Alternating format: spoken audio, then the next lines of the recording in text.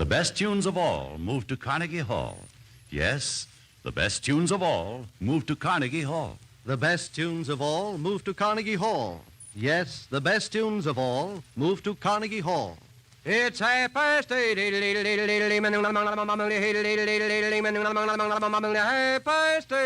It's 8:30 New York time. Time to wake up, America, and stump the experts. Each week at this time, Lucky Strike acts as referee in a contest of wits between the Information Please experts and our coast-to-coast listening audience. You provide the questions, and our experts try to answer them. Remember, for every question used, Lucky Strike will give you not only $10 in war stamps, but a set of the 12-volume Britannica Junior Encyclopedia. If the question is muffed, you get the Junior Britannica plus a $50 war bond plus a 24-volume set of the regular Encyclopedia Britannica. The best tunes of all moved to Carnegie Hall. Yes, the best tunes of all moved to Carnegie Hall. Send your questions to Information Please, 480 Lexington Avenue, New York City. If our editorial staff edits your questions a bit, don't fret over it.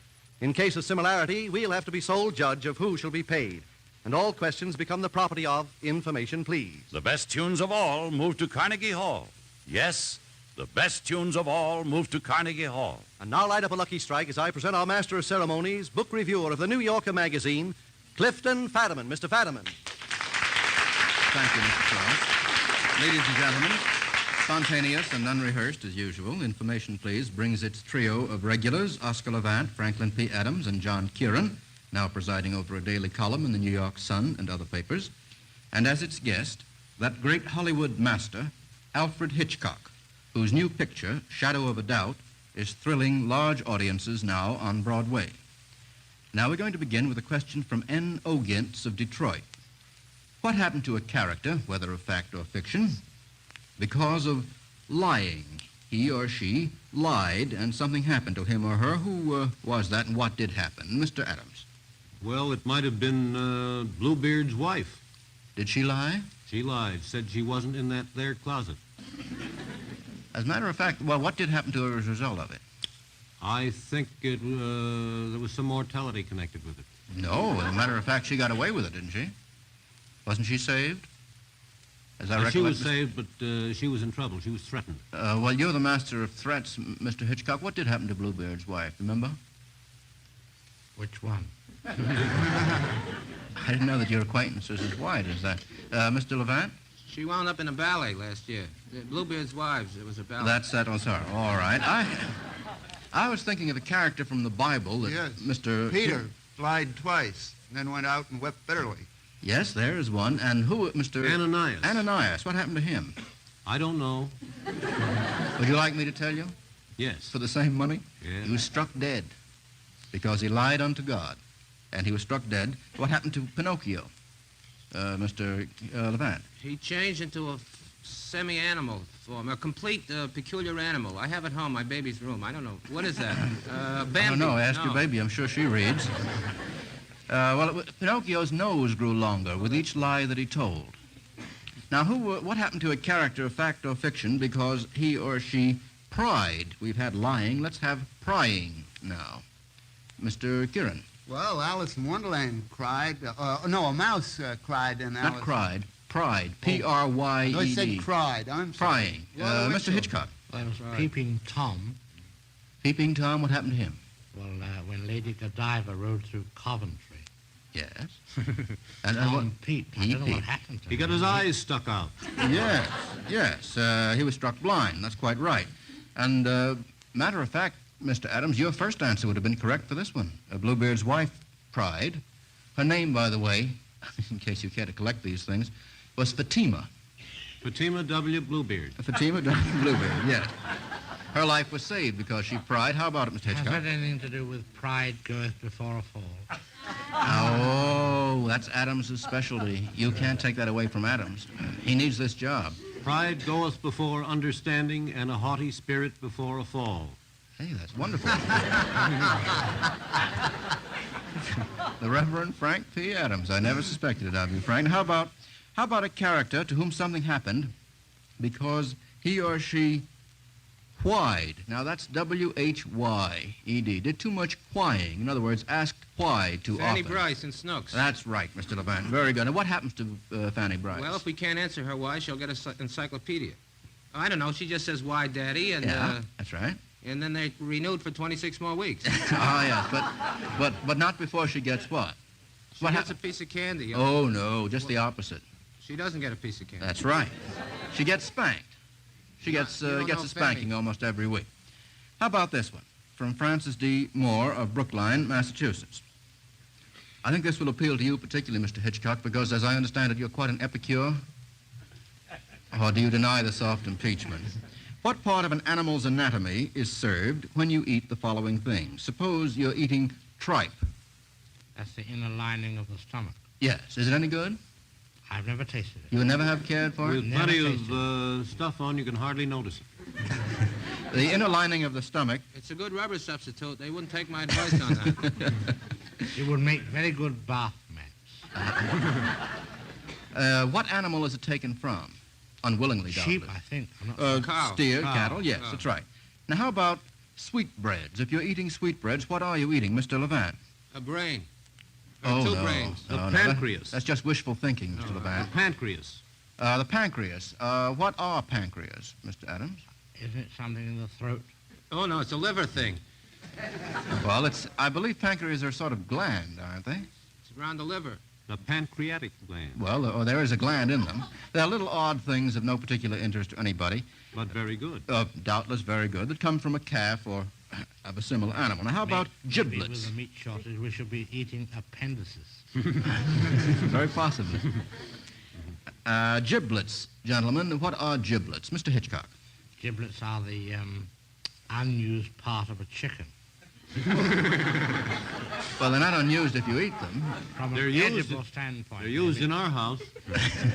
We make gravy from them. Well, if you don't make gravy from them, but eat giblets just so, It's anatomically Chicken liver sensible, you can isn't eat. it? well, liver, gizzard, That's right. It's a and gizzard. also the heart. All those things are giblets, and as a matter of fact, very good, too. How about this one from Grace Chiafalo of Brooklyn? This is a musical question, gentlemen. I want you to name the composer of these pieces of incidental music and the play that each adorns. Let's have the first. Got a hand at once from Mr. Levant. Midsummer Night's Dream, Shakespeare. Shakespeare. Mendelssohn wrote the music. Mendelssohn wrote the music for Midsummer Night's Dream. That's quite right. Now, how about the next? Mr. Hitchcock? Oh, That was your hand, wasn't it? No, Mr. Levant has it before.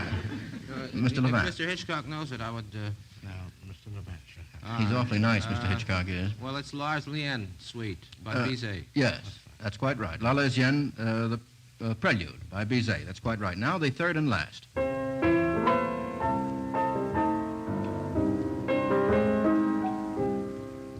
Mr. Levant again. That's a September song by Kurt Weill and Maxwell Anderson.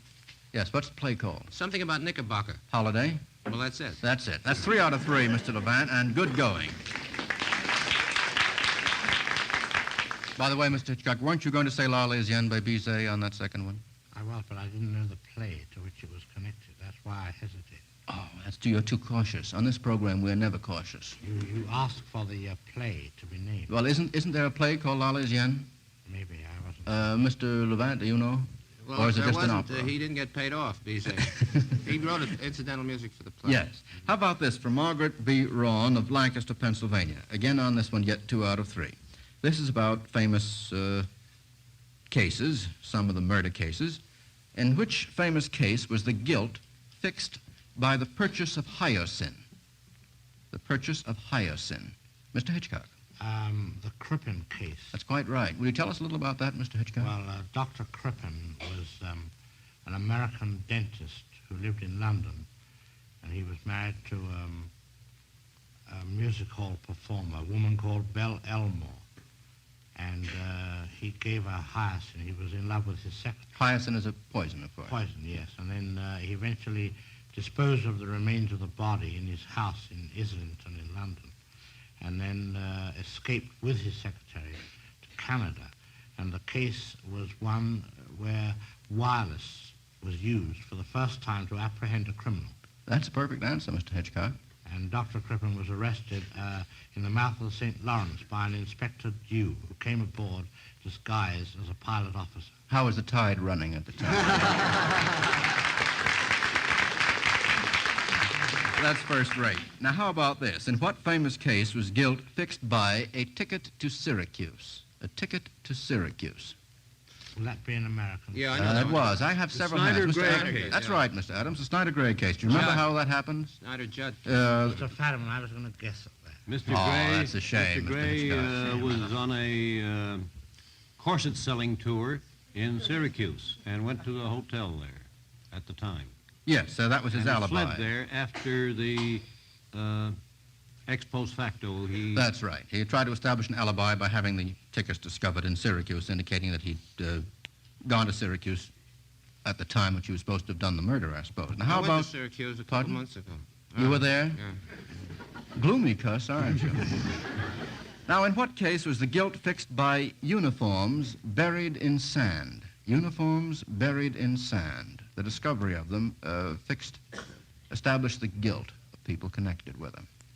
Well, there's one you don't happen to know, apparently. The case of the Nazi saboteurs who were recently apprehended on Long Island and in the coast of Florida, too. They'd buried the uniforms along with money and explosives and firearms, and the uniforms were discovered, and they, as you know, were apprehended and executed. Well, that gives us 2 out of 3. Now, how about this one from F. Cook of Berkeley, California? Where in literature or the theater does the action concern a glove? The action revolves around a glove that might be in a poem or play, Mr. Adams. No, I'm wrong. I won't do it. Mr. Kieran? Well, in Browning's famous poem about the woman who threw the glove into the den of lions, in fact, 3 different poets wrote poems about that. That's right, Mr. Kieran. Who were the 3 poets? Well, Browning was one. I believe Leigh Hunt That's was right. another, and I've forgotten who I think the a third German was. poet. Was it Schiller? You forgot your glove. I know there were 3, anyhow. You forgot your glove. Da-da-da-da-da-da. That makes 4. Yeah. Yes. That wasn't Schiller, that last one, though, Mr. Levant. I can tell that. Now, where does the action concern a garter? We move from gloves to garters. Mr. Kieran? At the founding of the Order of the Knights of the Garter in English court, I believe. Yes, but that would be historical rather than in literature or the theater. I know. Oh. Mr. Adams? In a play called Getting Gertie's Garter. Yes. Who wrote the play, Mr. Adams? I don't know, but I think Mr. A.H. Woods produced it. And it was written by Avery Hopwood and Wilson Collison. Mr. But Levant? I don't connect any crime with that. No, no. You want to get crime at every question? That's the question I before that. can. No, there's no crime involved. This is a harmless, All right. joyful, gay question. Mr. Levant? There was a memorably funny sketch by Noel Coward called La Flamme with Beatrice Lilly and Noel Coward, in which you see her garter from time to time. Miss Lily's garter. I don't remember that, And it but was doubtless quite you do. funny and other things. Yes. Now we It's have a your glove face. and a garter. Now, where does the action concern a girdle? This might be from mythology or the theater or poetry. Mr. Kieran? Well, I think it was an attempt to get Minerva's girdle, wasn't there? It wasn't Minerva, I don't think. Any of you remember a little more closely than Mr. Kieran does? Almost impossible. Have to count that wrong unless you give us the exact data.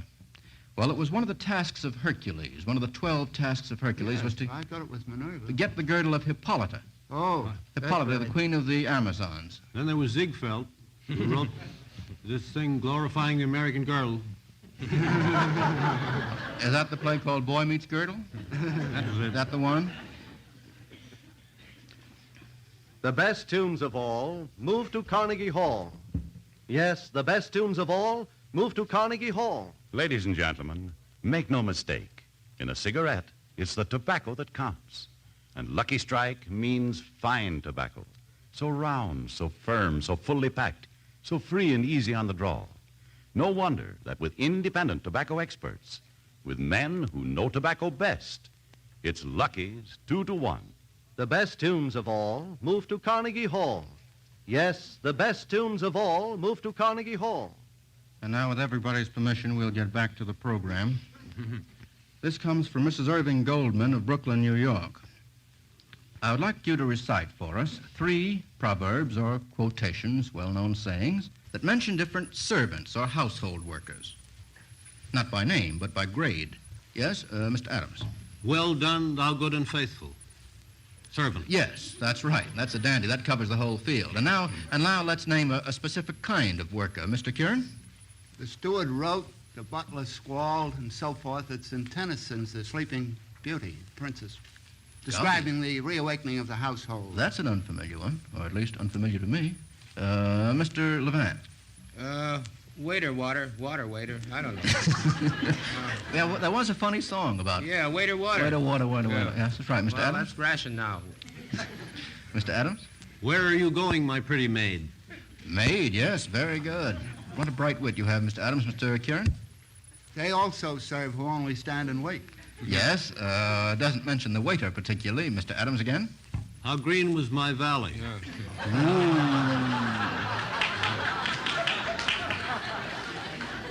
Well, this program will be over in a little while.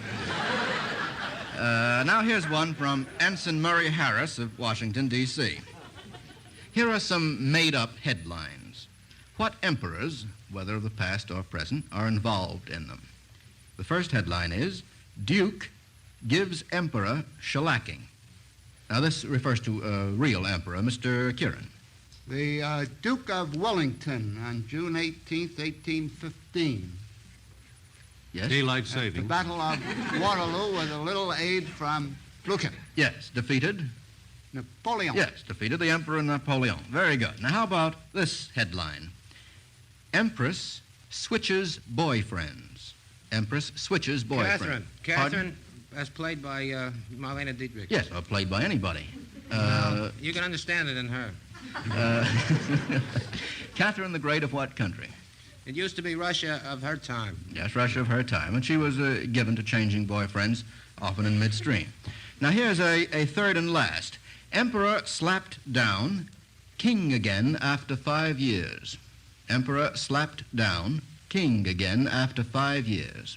That applies to whom? Carol Yes. of Romania was out for 5 years. I don't know that he was ever an emperor, though. He was slapped down. True enough. But he never was an emperor. All right. There are some people who think he 9 never days was a a king. queen. That doesn't fit. No, it doesn't fit. Gentlemen, Victor Emmanuel was emperor of Ethiopia and Italy from 1936 to 1941. But when the British recaptured it, of course, he became king of Italy. Neither what I would call a durable job. Well, that gives us 2 out of 3 on that and sends us on to a question from Donald Barr of New York City. In what movie about spies, all of these questions are about movies that involve spies, in what one is a spy plot overheard by a man who is trying to recover his lost golf clubs? A spy plot is overheard by a man who's trying to recover his lost golf clubs. Well, if you haven't seen the movie, you just won't know the answer. What's the movie? If I gave you the title, you could give me the name, doubtless. Well, we give up. What is it? Night Train, the one in which Rex Harrison and Margaret Lockwood appeared. Remember that, Mr. Hitchcock? I never saw it. I never go to movies. You never go to movies. Well, there are some very good ones produced by a man named Hitchcock if you want to go to see every I don't once in a even while. go to those. You don't go to those. Well, the rest of us make up for you. In what movie about spies does the butler show he recognizes his master by serving him a glass of milk? The butler serves a man a glass of milk, and by this gesture he indicates that he knows who he is. Well, it's in a movie called Nazi Agent, in which Conrad Veidt appears. Didn't see it. Didn't see that one? Say, that must be the only one you never saw, Oscar. Well, You must have had a cold. That's 2 wrong. How about this one? In what movie is a spy ring discovered in a windmill? A spy ring discovered in a windmill. Mr. Hitchcock's foreign correspondent. Didn't you even see that one, Mr. Hitchcock? A bit of it. Yes, that's the only one we got right, and that sends a $50 war bond to Mr. Barr, courtesy of Lucky Strike, and a set of the Encyclopedia Britannica to boot, and sends us on to a question from Laverne Verplank of Rochester, New York. Who exposed whom in the following situations? A villain was exposed by his own wife. Mr. Kieran. Well, I think in part Iago was exposed by his wife. Yes, he was. What was his wife's name, Mr. Kieran? His wife's name, well, I can't think of it off. Adams generally remembers the ladies' names. Mr. Adams, do you remember? I don't remember. Mrs. I used to call her. Amelia. Probably Amelia W. Iago. Yes, she explains the handkerchief plot after Desdemona's death. Now, how about this one? An ex-clerk, risen to the rank of partner, is exposed by another clerk. Mr. Hitchcock? I'm not certain. I was wondering whether it was Galsworthy's justice. I don't think so, but I'm not certain, and you may be quite right. Well, that situation did occur. That's what I'd have said.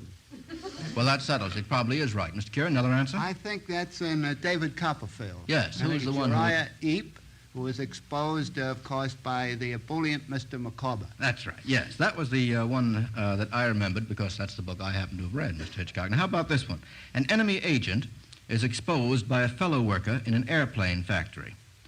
Mr. Levant. Mr. Hitchcock, saboteur. Mr. Hitchcock, saboteur, yes. Mr. Hitchcock, either you have no memory at all or you are unduly modest. I'm afraid it's the latter. Oh. Well, I would have thought so if you had answered differently. How about this one from Dean S. Smith of Minneapolis? Gentlemen, I want you to create for us, right on this platform here, a meal of at least 3 courses, each of which includes a wine or liquor in the cooking or preparation. Now, let's begin with a course that generally does begin a meal. How about it, Mr. Hitchcock? Did you say which includes a wine or... In the cooking or preparation of the food. Bœuf à la mode. Bœuf à la mode would give us the main course. What wine would be used in Bœuf à la I would mode? say a Burgundy or any leftovers. Yes, Are used in the kitchen. as long as it's a red wine. Yes, a red wine. That's quite right. Well, that gives us our entree, but usually before an entree we have You what? can have grapefruit with anything you want in it. Soup. Say, that's right, you can. You can Mr. put it- Adams? You could... Have a soup with sherry. I was going to say... What soup, though? Very often mock turtle. Yeah, turtle soup with beg sherry? your pardon. Mr. Hitchcock? Not mock turtle. Not mock turtle. Regular turtle. Real turtle soup with sherry. He has never had real turtle, Mr. Hitchcock. He only knows mock turtle. Yes. Borscht. You don't put any wine in borscht. No, there is no way of improving borscht. That gives us soup or entree. Now, we ought to get something to end our meal with, Mr. Hitchcock. Or you could have cherries jubilee. which How are is that up of made? Liqueurs, Yes? in which you cook the cherries and pour the whole thing over some Pour it over your lovely face. ice cream. Yum, yum. You're making Mr. Adams faint. You Mr. have crepe Suzette. How do you make that? You make this a small pancake cooked in liqueurs. Just light a that's match any wonderful. place you can make them.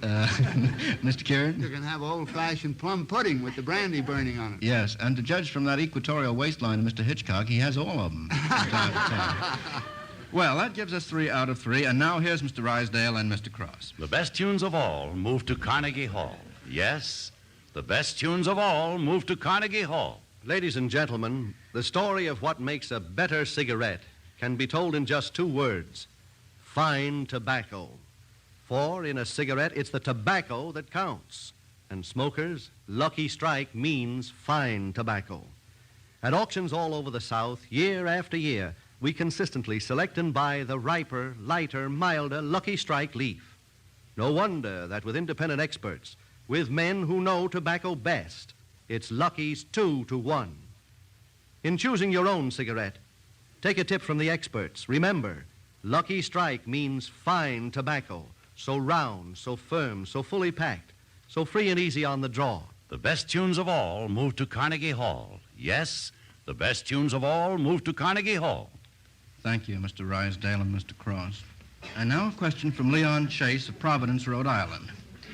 If a commanding officer were ordered to attack enemy positions with these forces, I'll name them for you, would he be operating with numerically superior or inferior forces? Now, suppose he were in command of a platoon against a section. Would he be superior or inferior to the enemy?